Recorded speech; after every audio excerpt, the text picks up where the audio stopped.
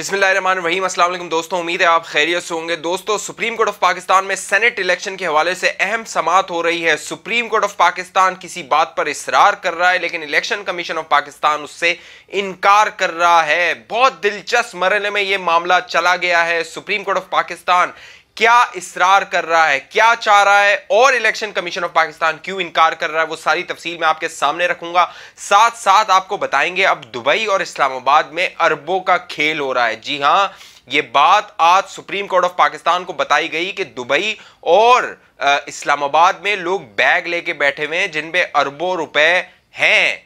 किस लिए और वो कौन लोग हैं वो भी आपको बताएंगे। और साथ साथ जहांगीर तरीन साहब, आपको नजर आ रहा है खामोश हैं, उनकी खामोशी बहुत कुछ कह रही है। अब जहांगीर तरीन ने किस तरह इमरान खान की गेम उलट दी है और आने वाले दिनों में इमरान खान के लिए क्या मुश्किलात हो सकती हैं, वो सब आपको बताएंगे। अभी तक जिन दोस्तों ने हमारा चैनल सब्सक्राइब नहीं किया वो सब्सक्राइब कर लीजिए। बेल आइकन का बटन है उसको क्लिक कीजिए ताकि ये तबसरे, तज्जिए और मालूमात आप तक बर वक्त पहुंचती रहे, आप बाखबर रहे। व्हाट्सएप और फेसबुक पे भी आप हमें ज्वाइन कर सकते हैं। तो दोस्तों, मामला ये हुआ कि सुप्रीम कोर्ट ऑफ पाकिस्तान में एक सदारती रेफरेंस जो इस हुकूमत ने भेजा था सदर पाकिस्तान ने कि जी तशरीह की जाए आइन के आर्टिकल 226 की, तो सुप्रीम कोर्ट ऑफ पाकिस्तान अब उसकी तकरीबन एक हफ्ते से समाअत कर रहा है, एक हफ्ते से जायद हो गया, लेकिन अब तक सुप्रीम कोर्ट ऑफ पाकिस्तान का कोई फैसला नहीं आया। Supreme court of Pakistan, chief justice of Pakistan और दूसरे जो मेंबरान हैं वो ये इंसिस्ट कर रहे हैं, ये इसरार कर रहे हैं कि जो खुफिया बैलेटिंग होती है, खुफिया वोट डाले जाते हैं, ये मामला नहीं होना चाहिए। उसकी वजह यह है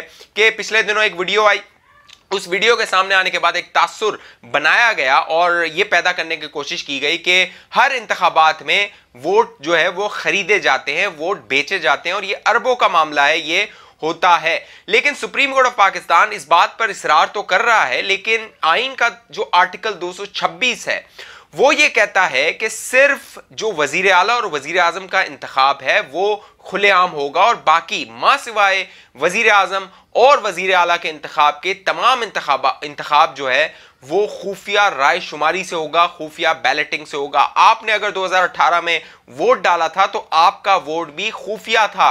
आपसे कोई पूछता है कि आप किसको वोट देंगे तो आप नहीं बताते हैं, आप उसको खुफिया रखते हैं। तो वोट का एक तकद्दुस होता है, वोट की एक खुफिया रहने की एक अलामत है, एक सेंटिटी है, एक वजह है।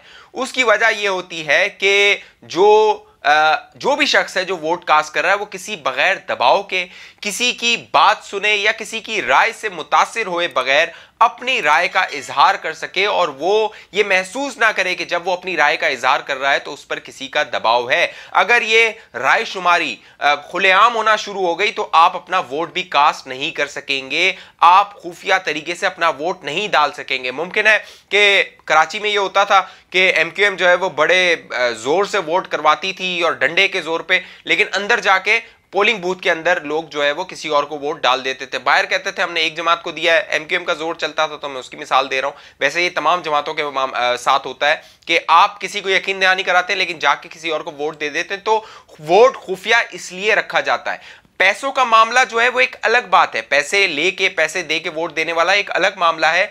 उसको किस तरह हैंडल करना है उसके मामलात सामने आने चाहिए, उस पर स्ट्रैटेजी बननी चाहिए, मनसूबाबंदी होनी चाहिए। लेकिन यह कहना कि जी खुफिया वोट नहीं होना चाहिए, यह आइन के खिलाफ वर्जी है जो आइन का आर्टिकल 226 है। लेकिन सुप्रीम कोर्ट ऑफ पाकिस्तान को यह समझाने की कोशिश कर रहा है इलेक्शन कमीशन ऑफ पाकिस्तान, लेकिन शायद सुप्रीम कोर्ट ऑफ पाकिस्तान के ये समझ नहीं आ रही, या सुप्रीम कोर्ट ऑफ पाकिस्तान अपना माइंड बना चुका है, या फिर वो जो तशरीह सुप्रीम कोर्ट ऑफ पाकिस्तान कर रहा है वो इलेक्शन कमीशन ऑफ पाकिस्तान के समझ नहीं आ रही। इलेक्शन कमीशन ऑफ पाकिस्तान ने इनकार कर दिया है कि वो खुफिया वोटिंग की जानिब नहीं जाएगा। लेकिन आज की इस समाअत के दौरान सबसे बड़ी बात, सबसे तहलका खेज बात और सबसे अहम बात जो की गई वो की गई attorney general of Pakistan Khalid Javed Khan की जानिब से। उन्होंने कहा कि बड़े बड़े बैग्स में अरबों रुपए इस्लामाबाद में पहुंचा दिए गए हैं, लोग अरबों रुपए लेकर बैठे हुए इस्लामाबाद के घरों में। साथ साथ खालिद जावेद खान ने इस बात का भी इंकशाफ किया कि दुबई में बाकायदा अब डीलिंग हो रही है और हुंडी और हवाले के जरिए डीलिंग हो रही है। लेकिन यहां पे ताज्जुब की बात यह है कि जब अटॉर्नी जनरल ऑफ पाकिस्तान ये इतना बड़ा दावा कर रहे थे तो चीफ जस्टिस ऑफ पाकिस्तान ने मौसूफ से, मोहतरम से ये क्यों नहीं पूछा कि इस हवाले से हुकूमत पाकिस्तान ने क्या कार्रवाई की है, खुफिया एजेंसीज ने क्या कार्रवाई की है, ISI ने, IB ने, दूसरी FIA ने इस हवाले से क्या कार्रवाई की है, जब आप ये इंकशाफ कर रहे हैं कि आपके इल्म में है कि इस्लामाबाद में अरबों रुपए पहुंचा दिए गए हैं और खरीदो फरोख्त हो रही है, बोलियां लग रही है, लेकिन इस हवाले से अटॉर्नी जनरल से सवाल नहीं किया गया। उसकी वजह यह है कि यही मामला हुआ था 2018 में। आपको याद है, अब एक वीडियो जारी की गई थी, एक लीक की गई थी, बाकायदा वो तहरीक इंसाफ की जानिब से ही लीक की गई थी, क्योंकि वजीर आज़म इमरान खान कह चुके थे कि उनके पास वो वीडियो है। तो तहरीक इंसाफ की जानिब से वो वीडियो लीक की गई और ये तासुर देने की कोशिश की गई कि ये मामलात होते हैं लेन देन के, लेकिन उस वीडियो में पैसे लेने वाले भी तहरीक इंसाफ के थे, देने वाले भी तहरीक इंसाफ के थे, वोट न डालने वाले भी तहरीक इंसाफ के थे और वोट लेने वाले भी तहरीक इंसाफ के थे। ये पूरा तहरीक इंसाफ का मामला था। इसीलिए वजीर आज़म इमरान खान ने अप्रैल 2018 में एक प्रेस कॉन्फ्रेंस करके अपने 20 अरकान को पार्टी से निकाल दिया था। उन्हें मालूम था कि ये पार्टी अरकान बिक गए हैं और इस बार भी वजीर आज़म इमरान खान को यह खौफ है कि उनके पार्टी के अरकान बिक गए हैं या फिर वो जो कैंडिडेट जो वजीर आज़म इमरान खान और उनकी पार्टी ने सिलेक्ट किए हैं, इलेक्ट किए हैं या नॉमिनेट किए हैं, उन्हें वो वोट नहीं देंगे। अब तो लोग खुल के बाकायदा कह रहे हैं। आमिर लियाकत का तो ट्वीट आ गया, उसने कहा मैं हफीज शेख को वोट नहीं दूंगा क्योंकि हफीज शेख का पार्टी से ताल्लुक नहीं है। यही मामला अब्दुल कादिर के साथ हुआ था। जब अब्दुल कादिर को बलूचिस्तान से सीट की नॉमिनेशन पेपर दे दिया था, टिकट दे दिया था तहरीक इंसाफ ने, तो वहां पर शोर हुआ और फिर वो टिकट वापस लेना पड़ा। अब दिलचस्प बात यह है, वो अब्दुल कादिर जो तकरीबन 70 करोड़ से 50 करोड़ से 70 करोड़ लगा रहे थे, अब वो एक आजाद उम्मीदवार है और बलूचिस्तान अवामी पार्टी ने उसकी हिमायत का ऐलान कर दिया है। तो भाई पैसे का खेल अब भी जारी है, वो चल रहा है और वो नजर भी आ रहा है, लेकिन इस पर कोई एक्शन नहीं हो रहा है। इंतजार किया जा रहा है कि 2.5-3 साल का इंतजार किया जाए और फिर एक वीडियो बनाकर फिर वापस लेकर आई जाए और कहा जाए देखें हमने तो पहले ही कहा था यहां पे पैसे बांटे जा रहे हैं, धांधली की जा रही है। तो अवाम को एक और तरीके से गुमराह करने की, झूठ बोलने की, फरेब करने की कोशिश की जा रही है। यह नहीं बताया जा रहा कि अगर इस बार पैसा चल रहा है तो ये खुफिया एजेंसीज और दूसरे इदारे क्या कार्रवाइयां कर रहे हैं अटॉर्नी जनरल की, अगर इल्म में ये बात है। एक और दिलचस्प और अहम बात यह है कि यूसुफ रजा गिलानी जो मद्दे मुकाबले है हफीज शेख के इस्लामाबाद से, जी हां, कौमी असम्बली की 2 नशिस्तें हैं और उस पर हफीज शेख साहब जो है वो मुकाबला करेंगे यूसुफ रजा गिलानी का। लेकिन यूसुफ रजा गिलानी के जो पेपर्स हैं, जो नॉमिनेशन पेपर्स हैं, उन पर एतराजात कर दिए गए हैं तहरीक इंसाफ की जानिब से और तहरीक इंसाफ के अपने लोग कह रहे हैं, MNAs कह रहे हैं भाई हम हफीज शेख को वोट नहीं देंगे क्योंकि हफीज शेख का तहरीक इंसाफ से ताल्लुक नहीं है। वो तो एक टेक्नोक्रेट है, अपना एक ब्रीफ केस उठा के लाया है पाकिस्तान और फिर वो वापस चला जाएगा। IMF की वो नौकरी कर रहा है, सिटी बैंक की वो नौकरी करता था, दुबई में उसका कयाम होता है, पाकिस्तान से तो उसका ताल्लुक नहीं है। यही वो खौफ है जो इमरान खान को खाया जा रहा है, इमरान खान को हिलाकर रख दिया है। कराची, बलूचिस्तान, पेशावर, पंजाब, लाहौर, तमाम जगहों से तहरीक इंसाफ तितर बितर होती हुई नजर आ रही है और सिर्फ अब वजह यह है कि सुप्रीम कोर्ट ऑफ पाकिस्तान में ये केस है और कहा जा रहा है कि जी जिसकी नुमाइंदगी ज्यादा है उसकी नुमाइंदगी सेनेट में होनी चाहिए। तो अगर ये मामला है, सुप्रीम कोर्ट ऑफ पाकिस्तान अगर ये समझता है तो फिर सेनेट के इंतखाबात करवाने की जरूरत ही नहीं है।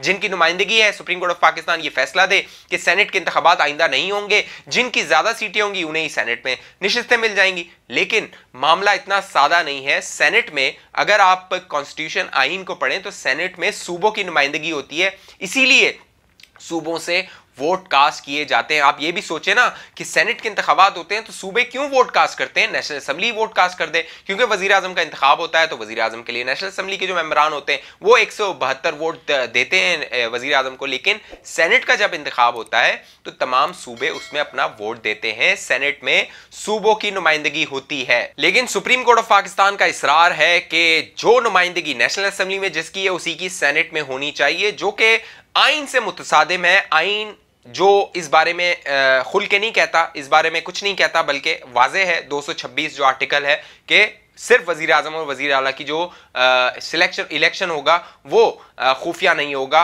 वो ओपन होगा। बाकी तमाम इलेक्शंस जो है वो खुफिया होंगे। साथ साथ यहां पे दिलचस्प और अहम बात यह है कि जहांगीर तरीन ने खामोश रह के एक तूफान बर्पा कर दिया है वजीर आजम इमरान खान के लिए। वजीर आजम इमरान खान ने साबित करने की भरपूर कोशिश की कि जहांगीर तरीन करप्ट है, चीनी माफिया है, चीनी चोर है और उसने बड़ा माल बनाया है। लेकिन अब खामोशी से जहांगीर तरीन जो कुछ कर रहे हैं वजीर आजम इमरान खान को, वो होता हुआ नजर भी आ रहा है। जहांगीर तरीन ने एक दरख्वास्त की थी तहरीक इंसाफ के जो बोर्ड था उससे कि जो इसाक खाकवानी है, क्योंकि पुराने तहरीक इंसाफ के वो रहनुमा थे, 2012 से चले आ रहे थे वजीर आजम इमरान खान के साथ, वो साथ साथ चल रहे थे। पनामा केस में भी उन्होंने अहम किरदार अदा किया था। तो जहांगीर तरीन की यह ख्वाहिश थी कि इसाक खाकवानी को सेनेट का टिकट दिया जाए, लेकिन जो शाह महमूद कुरैशी हैं उन्होंने कहा अगर इसाक खाकवानी को वोट दिया वो टिकट दिया गया जो कि जहांगीर तरीन का आदमी है तो मैं पार्टी छोड़ दूंगा। लिहाजा जहांगीर तरीन के मामलात अब तक तय नहीं हो सक रहे। और जहांगीर तरीन एक कह रहे हैं सियासतदान हमेशा सियासतदान होता है जब तक वो उसकी मौत ना हो जाए। तो सियासतदान तो हैं ही जहांगीर तरीन, कारोबारी भी हैं, सियासतदान भी हैं, और उन्होंने पूरी गेम उलट के रख दी है। और तहरीक इंसाफ अब याद कर रही है कि एक था जहांगीर तरीन जो कि माल चलाता था, जहाज चलाता था, माल लगाता भी था, माल लुटाता भी था, सारे मामलात करता था, लेकिन अब जो है वो जहांगीर तरीन साहब अपना खेल कर रहे हैं। जहांगीर तरीन देखिए 2023 के बाद उनकी एक नई फ्लाइट होगी। इस हवाले से आपकी क्या राय है नीचे कमेंट कीजिए, अपनी राय दीजिए। अभी तक आपने हमारा चैनल सब्सक्राइब नहीं किया तो इसको सब्सक्राइब कर लीजिए, बेल आइकन का बटन है उसको क्लिक कीजिए ताकि नोटिफिकेशन आपके पास आ जाए। आप बाखबर है, मुझे इजाजत दीजिए। अल्लाह हाफिज, पाकिस्तान जिंदाबाद।